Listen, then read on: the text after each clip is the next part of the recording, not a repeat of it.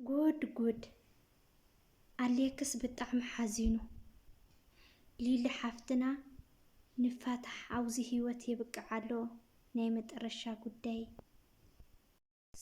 ሰላም ኮራት ተኸታተልቲ ናይዛ ቻናል ከመይ ኣለኹም ደሓን ዲኹም በብ ዘለኹምዎ ሰላም ክትኮኑ እናተመንኹ እምበኣርከስ ናብዛ ቪድዮ ክትኣትዩና ሃለኹም ከምቲ ልሙድ ላይክ ሸር ሳብስክራይብ እናገበርኩም ምትዋዕኹም ኣይፈልየን ንኽብለኩም ፈቲ እትሁኒ ምትባዕ እትሁኒ ሃናፅ ዘበለ ርእይትኩም ደሞ ኣዝየ ዘመስግን እምበኣርከስ ናይ ሎማዓንቲ ኣድያና ወይ ከዓ ትሕዝተና ብዝተፈላለየ እየ መፅኩም ዘለኹና እዚ ቪድዮ እስካብ መጨረሻ ፅኒልኩም ከተዳምፁ ብትሕትና ይሓትት። ናይ መጀመርያ ዝኸውን ኣርእስትና ብዛዕባ ሊልና ኣሌክስ ኮይኑ ኣሌክስ ምስ ጓል ርክብ ከም ዘለዎ ተረጋጊፁ ኣሎ ማለት እዩ። ሊሊ ሓፍትና ደግሞ ብጣዕሚ ተናዲዳ አውዚ የበቅዕ ህይወትና በቃ ንፋታሕ ናይ መጨረሻ ከዩ ኢላቶ ኣላ ማለት እዩ። ኣሌክስ ደግሞ ብጣዕሚ ነዊዑ ንምንታይ ሓደ መዓልቲ ክስሕቕ የብለይ ሓደ መዓልቲ ቀሲነ ክነብር የብለይን ንምንታይ ክትጨቅጭቅኒ ኢሉ ብጣዕሚ ተናዲዱ ማለት እዩ። ሊሊ ሓፍትና ደሞ እዚ እንታይ እዩ እንታይ ዓይነት ኢኻ ሒዝካ ፀኒሕካ ንዘለኻ ኢላቶ ማለት እዩ። ይኹን ዳ እምበር እሱ እውን ናይ ባዕልኺ እንተኮይኑ እምበር ናይ ካሊእ ጓል የብለይን ንምንታይ ኢኺ 10 ግዜ ትጥርጥርኒ እምነት ባየ ዘይትሕድርለይ ኢልዋ ማለት እዩ።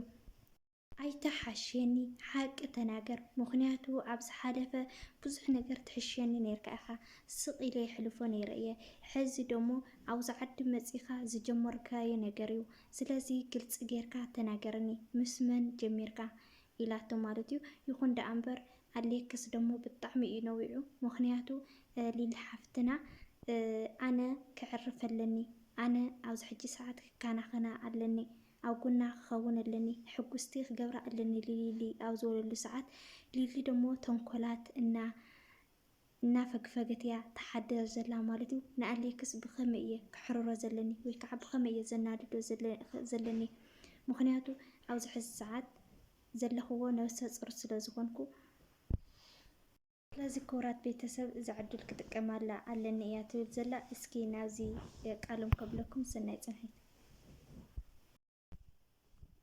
እሺ ኣይፈልጥን ከላማ ኢላ ኣብቲ ዝነበርካሉ ዲኻስ ወይስ ኣብዚ ዓዲ መፂኻ ዲኻ ኣይፈልጥን እሱ ተርዲካ ዲካ ግን ኣብ መኪናኻ ኣጓላሲ ናይ ዝሓለፈ ያክል ካልኣይ ግዜ ክድለክ የደል ፍለጥ ተረዲኸኒ እሺ ናይ መን ዳ መሊሰለይ እዚ ናይ መን ዳ እዩሽ ትኽትለን ለኻ እንድሪ ምሳት እየ ዝሪኦ ኣለኹ እዚ ናይ መን ምዃን ዘይፈልጥን እሺ ኣነ ኣዝረኸየስ ናይ መን እዩ የኽልሽ ንገረኒ መን ለጓል ወይ ሓፍትኻ ወይ ገለተት ትልኮ እሺ መልና ቆልዑት እዮም ኩለን ወዶ መን ከም ዝጥቀም ሰብ የለን ናተይ ትኮይኑ ከዓ ናተይ ኣይኮነን እና ናይ መን እምበኣርከስ ክቡራት ኣሕዋተይ ከምቲ ዝሰማዕኹምዎ ሊሊ ሓፍትና ዘይተዋሓጠላ ነገር ኣሎ ማለት እዩ።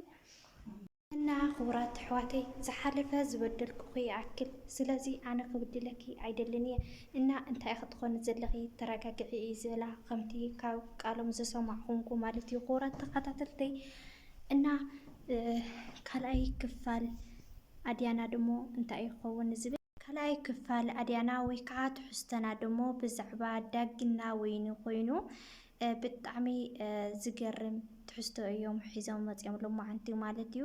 ምክንያቱ ኣብ ዝሓለፈ ርኢኹምዋ ተኮይንኩም ወይኒ ምስ ኣሌክስ ኮይና ትዋሳእ ነይራ ማለት እዩ ንዘይትፈልጥዋ ሕጂ ደሞ 10K ብምብፃሕ ኣስቴር እና ዳጊ ብምዃን ሳፕራይዝ እዮም ገይሮምዋ ማለት እዩ።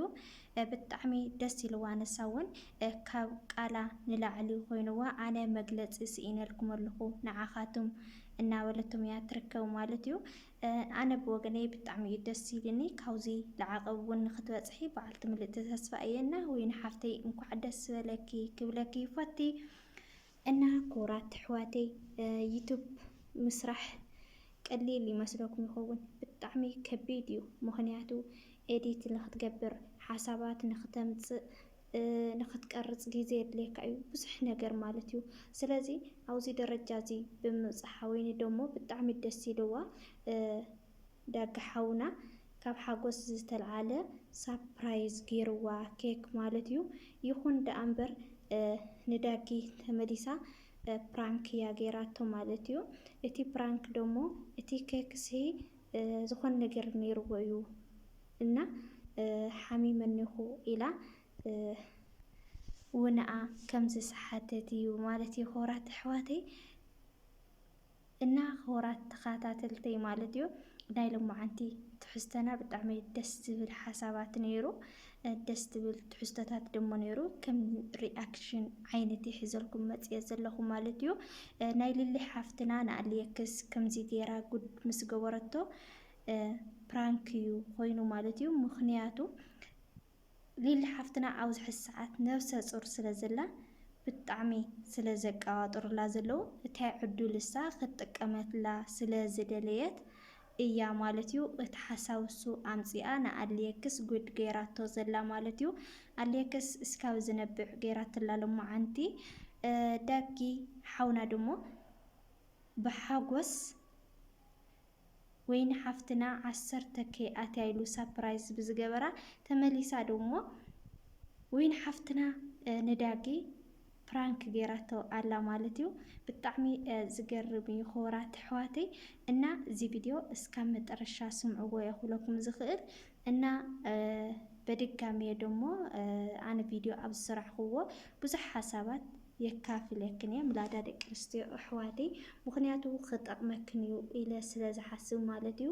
ሓሳባት ወይ ከዓ ርእቶታት ወይ ከዓ ዝተፈላለየ ክእለታት ዘለክን ክእለት ምግቢ፣ ክእለት ግጥሚ፣ ስነ ፅሑፍ ዝተፈላለየ ዘለክን ዩቲብ ክትካፍታ ኣለክን ማለት እዩ። ምክንያቱ ኣብ ዘለኹንኡ ኮንክን ሸበካ ምላዳ ኣብ ዳዓረብ ኮይናሲ ሸበካ ናይ ነፃ ስለ ዘለና ሳብስክራይብ ናባህላልክናሉ ዝፀንሓ ሓደ ሓደ ትሕዝቶታት ናለቐቕክናሉ ዝፀንሓ ሞ ዓድኽን ከይዱ ክጠቕመክን ይኽእል እዩና ጎና ጎኒ ስራሕኻን ኣይሓምቕን እዩ ማለት እዩ። ከም ዜናተይ ሪኣክሽን ነገራት እናሰራሕክን ዋላ ክተፅንሑ ትኽእላ ኢኽን ማለት እዩ ክቡራት ቤተሰብ። ስለዚ ተኸታተልተይ ደሞ ብጣዕሚ እየ ዝፈትወኩም ብጣዕሚ እየ ዘድንቐኩም እና ንዞም ኣሕዋትና እዚኦም ደሞ ኣብ ዝለዓለ ደረጃ ንክበፅሑ ናታትኩም ድጋፍ ኣይፈለዮም ክብለኩም ይፈቲ። ንዓይ ደሞ ከምቲ ልሙድ ላይክ ሸር ሳብስክራይብ እናገበርኩም ቁሩብ ቀሪቡ ኣሎ እና ቢያንስ 50 ሰብ እዮም ቀሪቦም ዘለዉ ኒ12K ልኸኣተይ ኣነ እውን ማለት እዩ እና ተተኽኢልኩም ላይክ ሸር ሳብስክራይብ ግበርለይ 15K ተበፂሓ ብዝተኸኣለኒ መጠን ኬክ ክቆርሰልኩም እየ ማለት እዩ።